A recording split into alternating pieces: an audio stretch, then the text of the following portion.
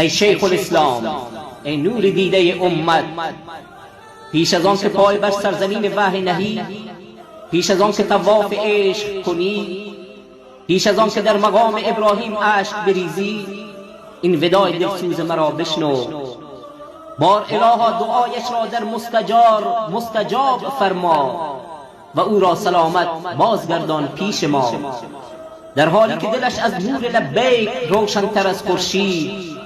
ای شیخ نازنین، می‌دانیم که سفرت سفر عشق است، می‌دانیم که در آن دیار مقدس برای ملتی که تو را دوست دارد در کنار خانه خدا دعایی از اعماق جان می‌کنی.